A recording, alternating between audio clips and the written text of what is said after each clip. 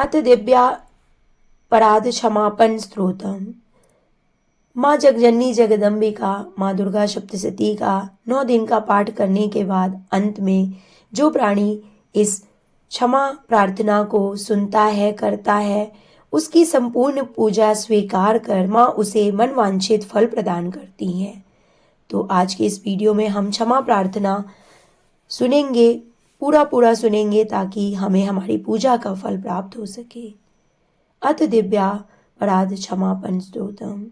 माँ, मैं न मंत्र जानती हूँ न यंत्र, अहो मुझे स्तुति का भी ज्ञान नहीं है, ना आवाहन का पता है, न ध्यान का, स्त्रोत और कथा की भी जानकारी नहीं है, न तो तुम्हारी मुद्राएं जानती हूँ, न मुझे व्याकुल होकर विलाप करना ही आता है।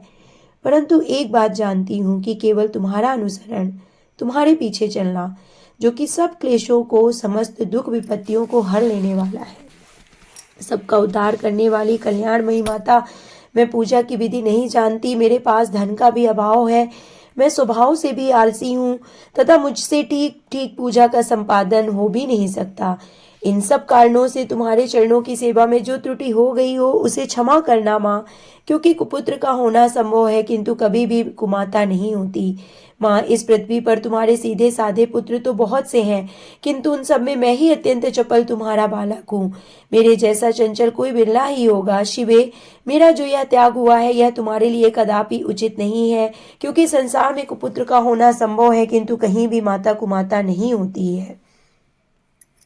जगदम्ब माता, मैंने तुम्हारे चरणों की सेवा कभी नहीं की, देवी तुम्हें अधिक धन भी समर्पित नहीं किया, तथापि मुझ जैसे अधम पर जो तुम अनुपम स्नेह करती हो, इसका कारण यही है कि संसार में कुपुत्र पैदा हो सकता है किंतु कहीं भी माता कुमाता नहीं होती।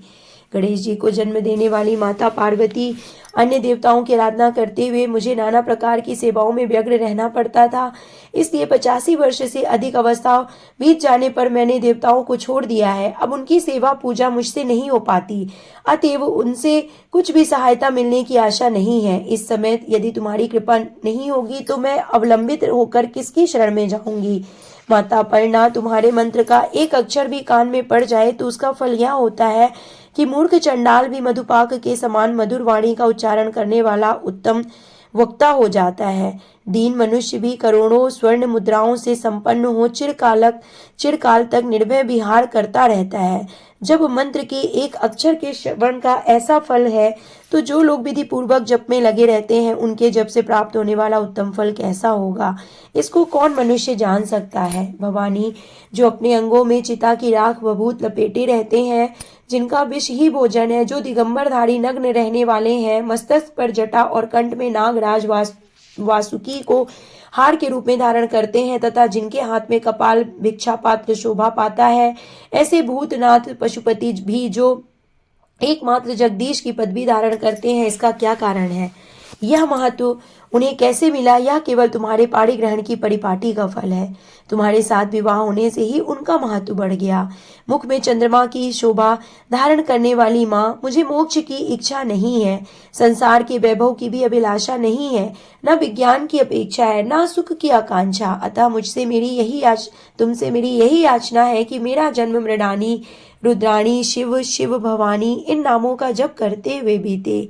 माँ श्यामा, नाना प्रकार की पूजन सामग्रियों से कभी विधि पूर्वक तुम्हारी आराधना मुझसे ना हो सकी। सदा कठोर भाव का चिंतन करने वाली मेरी वाणी ने कौन सा अपराध नहीं किया है, फिर भी तुम स्वयं ही प्रयत्न करके मुझ अनाथ पर जो किंचित कृपा दृष्टि रखती हो। माँ, यह तुम्हारे ही योग्य है। तुम्हारी जैसी दयामयी माता ही मेरे जैसे कुपुत्र को भी आश्रय दे सकती है। माता दुर्गे, करुणा सिंधु महेश्वरी, मैं विपत्तियों में फंसकर आज जो तुम्हारा स्मरण करती हूँ पहले कभी नहीं करती थी, इसे मेरी शक्ता ना मान लेना, क्योंकि भूख प्यास से पीड़ित बालक माता का ही स्मरण करते हैं।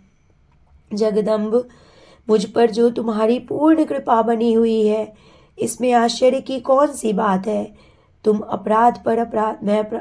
पुत्र अपराध पर अपराध क्यों न करता जाता हो, फिर भी माता उसकी उपेक्षा कभी नहीं करती। महादेवी, मेरे समान कोई पातकी नहीं है और तुम्हारे समान दूसरी कोई पाप हारिणी नहीं है। ऐसा जानकर जो उचित जान पड़े वह करो। अत श्री अपराध